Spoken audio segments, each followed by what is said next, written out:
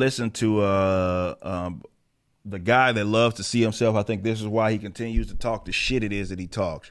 But he gets to see himself on TV, and they keep inviting him. And despite what we know about the NIH funding gain of function research, despite what we know with this Beagles, the shit that he was doing or the experiments that they were doing on these Beagles, he's not under the jail yet. He's not under the prison, which is exactly where this man belongs.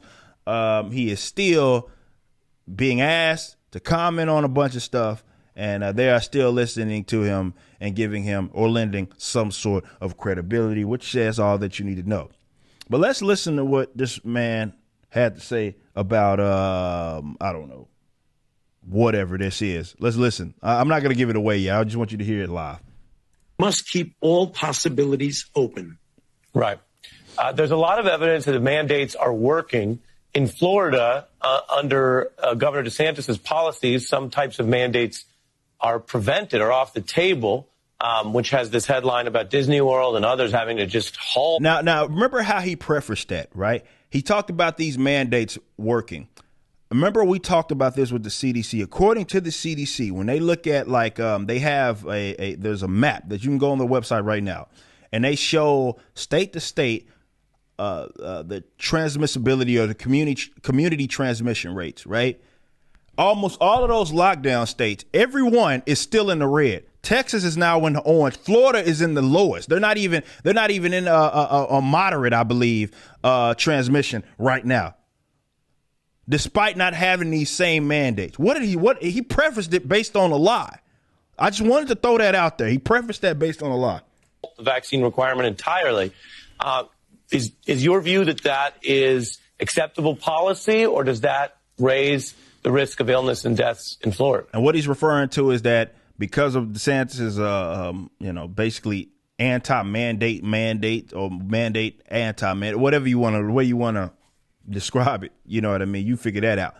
But I believe some of these companies have in those states, Disney of all people, which Disney runs Florida, has walked back some of their, and they are rehiring some of the people that were not vaccinated that were living in their states or working at their parks. We do know that mandates, or let's call them requirements. Mandate has a special little tinge to it. So that's newspeak. He's admitting that mandate sounds bad. Let's call it requirement, which to me sounds bad as well. But when you think you're this authority figure and people are supposed to listen to said authority, then you have no problem, of course, saying that, oh, we're just requiring you to do it. Well, that sounds worse in some cases because that's all a mandate is. Yeah. How about you this? You tell us even more of the truth. You're basically holding a gun to people's head and threatening them with violence in the event that they don't listen to you. How about that? Just go ahead and say that. That requirements work. If you look at what's happened with United Airlines, about 99% of their employees are vaccinated. Tyson's food. Okay, so what he's explaining to as far as works means that they get it's not that it works in terms of like this, like what I mentioned with transmissibility or anything. No. It works in terms of getting the outcome it is that they want.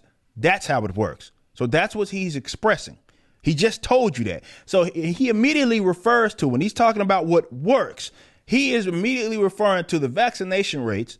Or not even the rates. It's more of the representation of the people that are fully vaccinated or vaccinated in these companies. Well, of course, idiot.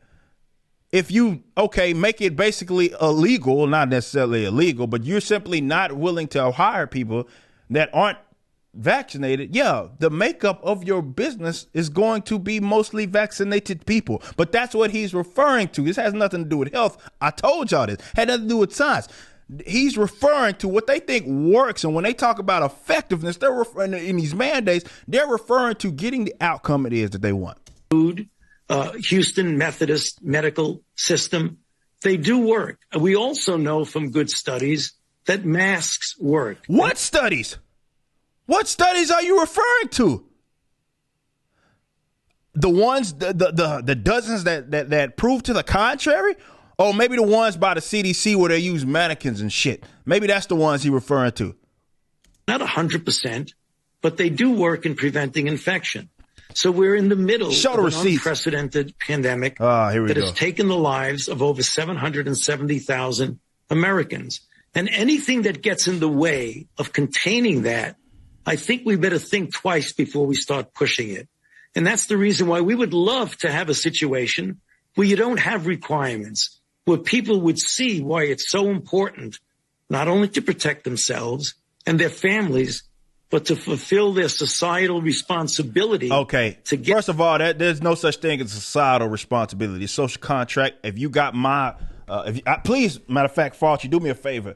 How about you mail me a hard copy of that so I can see where I signed this shit where you're talking about some sort of responsibility it is that I have. What are you talking about? Get us out of this historic outbreak. And that's the reason why you have vaccine requirements.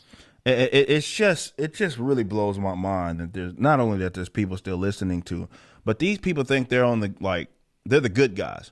As they sit up here and require people to be injected with something that has a 99% survival rate, for something also that does not prevent transmissibility. I will continue to say this again and again. Every time I mention this in a segment, Dr. Rochelle Walensky, the director of the CDC, has already conceded that. As of August 6th, she's conceded that. Well, we know what she said. She said, what we know is that it is no longer, talking about the jabs, no longer prevent transmissibility. So what are you talking about? So even when he talks about protecting your friends and family, how? You can still spread it. You have the same amount of viral load as the unjabbed. What are you talking about? See, they just rattle this stuff off. MSNBC guy is not going to check him on this. Obviously, he's just going to rattle off whatever it is that this man is saying. Right? He's just, yep, nod his head. He's not going to check him. He's not going to check him. He said some stuff that is medical misinformation, but he's not going to get checked. Talking about a societal requirement. That's basically, he might as well say it because reasons, or because I want you to, or I demand that you do it. Has nothing to do with it. Like, and these, again, these are not the people that are ever on the good side of the good guys. They're never those guys. Throughout history, these people that are trying to force folks to do things and willing to strip basically their entire livelihoods from them by way of mandates or requirements, as he would like them to be called.